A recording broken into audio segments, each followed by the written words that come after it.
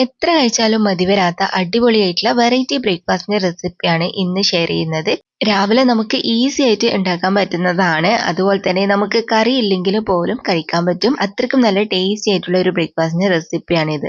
ഉണ്ടാക്കാനാണെങ്കിൽ ഭയങ്കര സിമ്പിൾ ആണ്. അപ്പൊ ഇതിന് നമ്മൾ ആദ്യം തന്നെ മിക്സിന്റെ ജാർ എടുത്ത് വെച്ചിട്ട് അതിലേക്ക് നമുക്ക് തേങ്ങയും ജീരകവും ഉള്ളിയും കൂടി ഇട്ടിട്ട് ഇതുപോലെ ഒന്ന് ചതച്ചെടുത്തിട്ട് വരാം. തേങ്ങ നിങ്ങൾക്ക് ഇഷ്ടമുള്ള അത്ര എടുക്കാം കേട്ടോ. കൂടുതൽ എടുത്താൽ കൂടുതൽ ടേസ്റ്റ് ഉണ്ടാവും. അപ്പോൾ ഒരു സ്പൂണ് ജീരകവും ചെറിയ ഉള്ളിയോ അല്ലെങ്കിൽ വലിയ ഉള്ളിയോ ഏത് വേണമെങ്കിലും എടുക്കാം. എന്നിട്ട് ഇത് ചതച്ചിട്ട് നമ്മൾ ഒരു സൈഡിലേക്ക് മാറ്റി വെക്കാം. ഇനിയിപ്പോൾ നമ്മൾ ഒരു പാൻ എടുത്തിട്ട് അതിലേക്ക് നമുക്ക് 2 കപ്പ് വെള്ളം ഒഴിച്ചു കൊടുക്കാം. എന്നിട്ട് ഈ വെള്ളത്തിലേക്ക് നമുക്ക് ആവശ്യത്തിനുള്ള ഉപ്പ് ഇട്ട് കൊടുക്കാം. ഏകദേശം ഒരു 1/2 ടീസ്പൂൺ ഉപ്പ് ഞാൻ ഇതിലേക്ക് ഇട്ട് കൊടുത്തിട്ടുണ്ട്. ഇനിയിപ്പോൾ നമുക്കിതൊന്ന് തിളപ്പിക്കാൻ വേണ്ടിയിട്ട് വെക്കാം.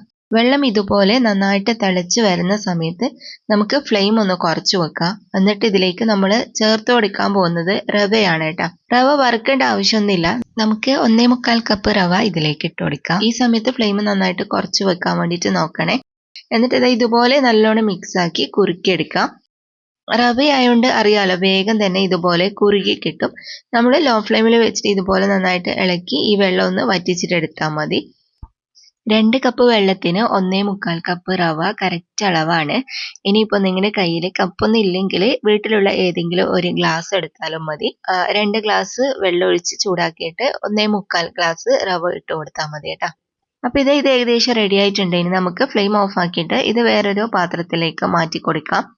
എന്നിട്ട് നമുക്കിതിന്റെ ചൂടാറാൻ വേണ്ടിയിട്ട് വെയിറ്റ് ചെയ്യാം. കുറച്ചൊന്ന് ചൂട് മാറിക്കഴിഞ്ഞാൽ നമുക്കിതിലേക്ക് നമ്മൾ ചതച്ച് വെച്ചിട്ടുള്ള ആ തേങ്ങയുടെ മിക്സ് ഇട്ട് കൊടുക്കാം.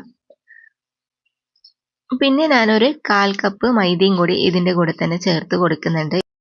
ഇത് ചേർത്തിട്ടില്ലെങ്കിലും കുഴപ്പമൊന്നുമില്ല കേട്ടോ. പക്ഷേ നമ്മൾ ഇതിൽ മൈദ ചേർത്താൽ നമ്മുടെ ഈ ഒരു സ്നാക്കിന് നല്ലൊരു സോഫ്റ്റ്നെസ്സും അതുപോലെ തന്നെ നമുക്ക് കുഴക്കാനുള്ള എളുപ്പത്തിനൊക്കെ വേണ്ടിയിട്ടാണ് ഇതുപോലെ മൈദ ചേർക്കുന്നത്.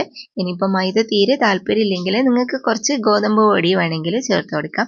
എന്നിട്ട് നമ്മൾ നന്നായിട്ട് നമ്മൾ ചപ്പാത്തിക്കെല്ലാം കുഴക്കുന്നില്ലേ അതേപോലെ നന്നായിട്ട് ഇതുപോലെ കുഴച്ചിട്ടെടുക്കാം. അപ്പം ഇത് ഞാൻ നന്നായിട്ട് കുഴച്ചെടുത്തിട്ടുണ്ട്. ഇനിയിപ്പോൾ നമുക്ക് ഇതൊന്ന് ചെറിയ ചെറിയ ബോളാക്കി എടുത്തിട്ട് പരത്തിയെടുക്കാം. ഇത് നമുക്ക് 2 രീതിയിൽ ചെയ്യാൻ പറ്റും കേട്ടോ. ഒന്നിക്കൽ നിങ്ങൾ ഇതുപോലെ ചെറിയ ചെറിയ ബോളാക്കിയിട്ട് പരത്തിയെടുക്കുക. പരത്തുന്ന സമയത്ത് സൈഡ് നിങ്ങൾക്ക് ഷേപ്പായിട്ട് കിട്ടിയില്ലെങ്കിൽ ഒരു മൂടിയോ മറ്റോ വെച്ചിട്ട് ഇതുപോലെ ഒന്ന് കട്ട് ചെയ്തെടുത്താൽ മതി.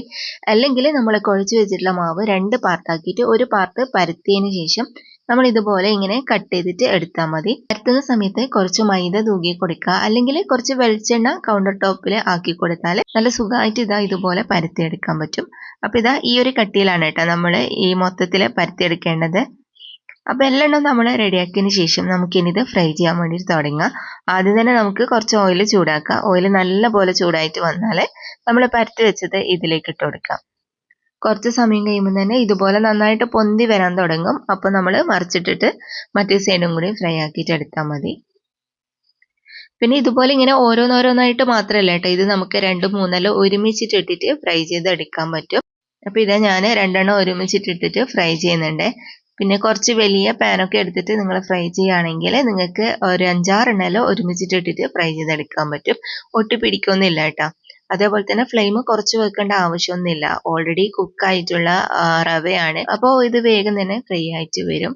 നിങ്ങൾ ഹൈ ഫ്ലെയിമിൽ തന്നെ വെച്ച് കൊടുത്താൽ മതി. വേഗം തന്നെ ഇതുപോലെ പൊന്തി വരും. എന്നിട്ട് 2 സൈഡും നല്ലൊരു ഗോൾഡൻ ഷെയ്ഡിൽ ഫ്രൈ ആക്കിയിട്ട് എടുത്താൽ മതി. അപ്പോൾ നമ്മുടെ റവ കൊണ്ടുള്ള നെയ്പത്തിരി റെഡി ആയിട്ടുണ്ട്. നെയ്പത്തിലിനേക്കാളും നല്ല ടേസ്റ്റ് ആണ് കേട്ടോ ഇത്. ഇതിന് കറിയില്ലെങ്കിൽ പോലും നമുക്ക് കഴിക്കാൻ പറ്റുന്നതാണ്. അപ്പോൾ എല്ലാവരും ട്രൈ ചെയ്തിട്ട് ഫീഡ്ബാക്ക് അറിയിക്കുക. ഇന്നത്തെ റെസിപ്പി നിങ്ങൾക്ക് എല്ലാവർക്കും ഇഷ്ടമായിട്ടുണ്ടാവും എന്ന് വിചാരിക്കുന്നു. ഇതുപോലുള്ള വെറൈറ്റി റെസിപ്പികളുമായിട്ട് നമുക്ക് വീണ്ടും കാണാം.